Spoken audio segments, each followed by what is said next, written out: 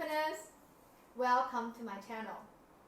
If you're struggling with your new business idea taking off and you're facing a really difficult time to decide when to call it quits, you've come to the right place. My name is Tingting. I am a serial entrepreneur. I started my first business when I was 16, and the last 10 years I founded a very successful B2B media business, which is now self-sustaining, that is run by an amazing team of managers, so that I'm literally semi-retired with a 5 to 8 hour working week. I spend the rest of my time traveling around the world and mentor startups. I started this channel to be able to share my experience, and hopefully I can help someone like you. I understand how you feel. You have an amazing product or service that you wanted to offer your target market, but somehow something doesn't seem to work, and you don't quite get your fingers on it, and you can't really know exactly why. And you were thinking, should I just give up and move on to the next idea? Before you do so, I would highly recommend you considering the following points. Number one, have you really done your market research? Do you know for sure that your customer like your product at the right price point? If you don't know that, you should really start doing so. You can either hire a company who does survey with your customers, or you could try to do it yourself. One way that's easiest to achieve is give your sample products for customer to try, give them some incentives for them to go and just buy it, and after that exercise, see how many people will really buy. For example, if you are launching a new food product and you don't know whether people will like the taste or the price, you could hire a promoter inside the supermarket giving samples away and try to give them a good package price, the two for the price of $5 or something like that. And if you see many people just taste but wouldn't buy, maybe there's either something wrong with the product itself or the price itself. And that is the next thing you need to find out. And number two, have you tried to change the presentation of the product? Sometimes it's not the product that has the problem. It is how people like the cover of it. Let me give you an example. There's one company I remember was selling adult diapers to seniors. However, when they sell the products as adult diapers, they found the sales is very sluggish.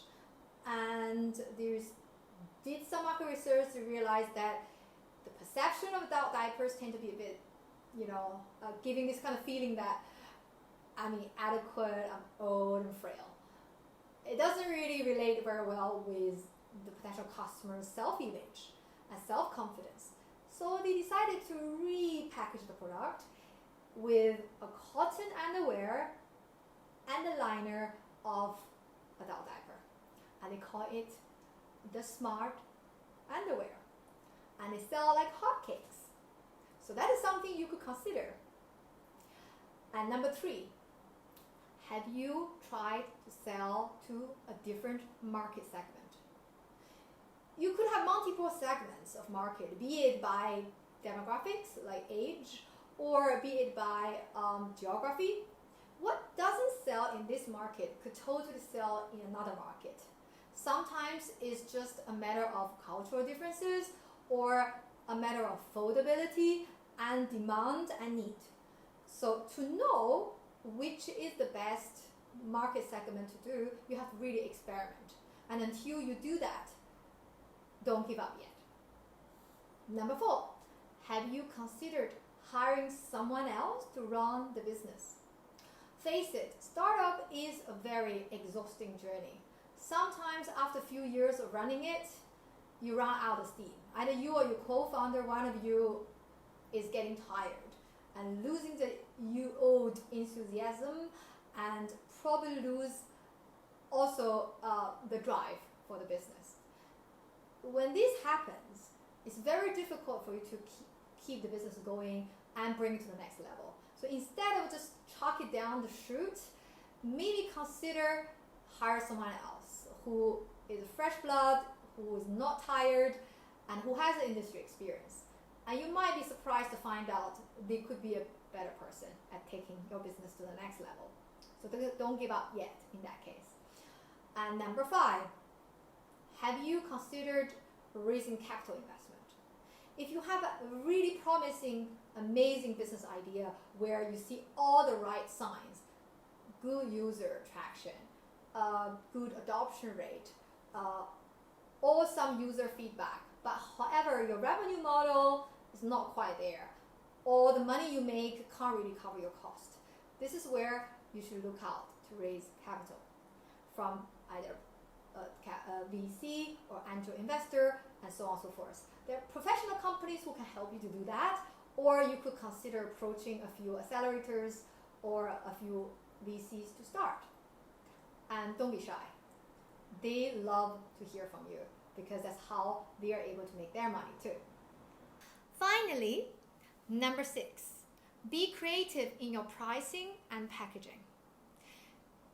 Gym is a very good example of using a subscription model. But do you know that in the early days when gym just come out, they tend to charge you per class, per hour, and per entry. But why did they decide to do a subscription model? Because on the overall set, if you go to the gym 5 times a week, it's definitely cheaper to go for the subscription from the user's perspective. But for a business, what you want is predictability, regularity, repeatability. And to achieve that, the subscription model is the best because you can ensure you have revenue coming in every month, every year, every few years.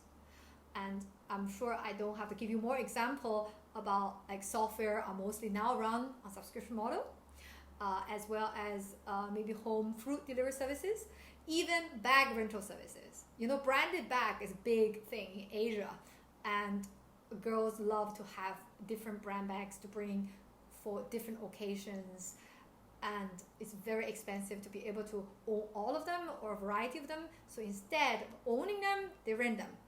With a subscription model, they can have unlimited swap and change, and that is a very smart model to achieve it. So think very carefully. Is it possible for your business to also adopt a subscription model? To summarize, 1, you really need to do your market research. 2, consider changing the presentation of the product.